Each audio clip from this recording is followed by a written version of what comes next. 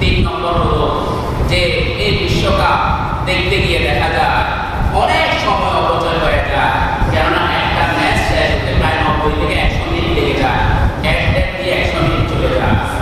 তাহলে কোনো দিন দুইটা ম্যাচও থাকে, কেউ যদি দুইটা টুর্নামেন্ট ম্যাচ দেখে তাহলে দেখা যায় তার জীবন থেকে 200 মিনিট এই কাজে ব্যয় হয়ে গিয়েছে।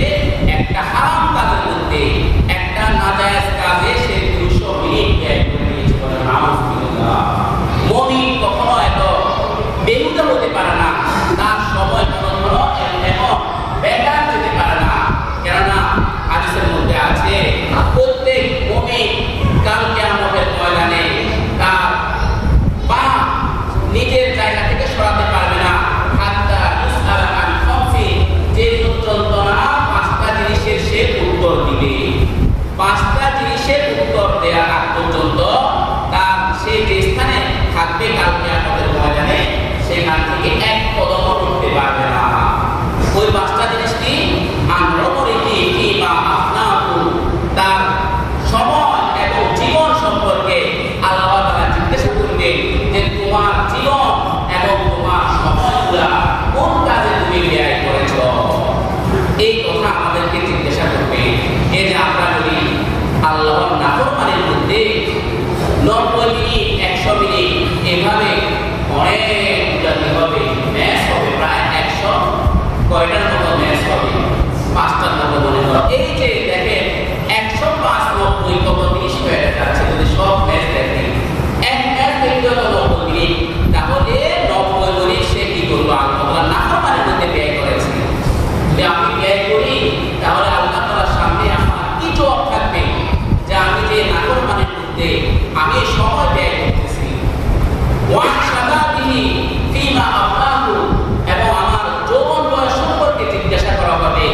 আমার আল্লাহ তাআলা যৌবন দিয়েছে, শক্তি দিয়েছে, এজন্য কি আমি এই শক্তি কাটিয়ে আল্লাহ তাআলার নাফরমানির মধ্যে ব্যয় করছি, নাকি আমি আল্লাহ তাআলার ইবাদত বন্দেগীর মধ্যে সময় কাটাচ্ছি? এই ব্যাপারেও আমাকে প্রশ্ন করা হবে।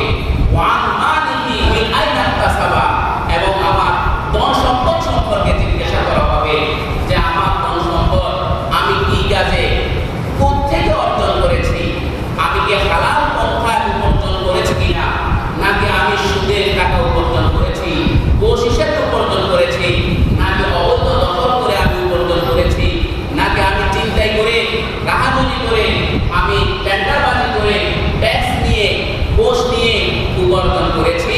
এটা আমাকে কাল কিয়ামতের ময়দানে জিজ্ঞাসা করা হবে, এবং এটার উত্তর দেওয়া ছাড়া আমি এক কদম এগিয়ে যেতে পারবো না।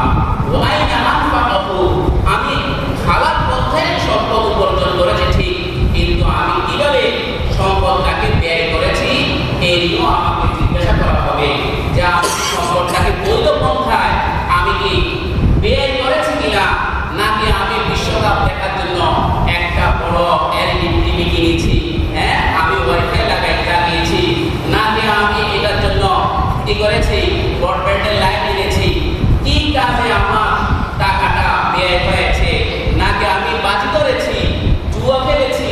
এই যে বিশ্বকাপ সামনে আসতেছে, এটা নিয়ে কত দিনের জুয়া, কত বাজি শুরু হয়ে যাবে, কোন কাজে আমার টাকাটা ব্যয় হয়েছে, এটাকে আমার উত্তর দিতে হবে। একইভাবে সর্বশেষ 5 নম্বর, তুমি যা জেনেছ তা অনুযায়ী কি আমল করেছ, এটা আমাকে কি করতে হবে? উত্তর দিতে হবে। আমরা অনেক সময় কোরআন পড়ে, হাদিস পড়ে, অথবা অন্যের লেকচার শুনে আমরা অনেক কিছু শিখে থাকি, ঠিক কিনা বলে? এই যে আমি এখন আপনাদেরকে একটা ফুটবল খেলা অসারতা, ফুটবল দেখার অসারতা সম্পর্কে আপনাদেরকে অবগত করার চেষ্টা করছি। এই যে আপনাদের একটা জ্ঞান অর্জন করছে, ঠিক কিনা বলেন?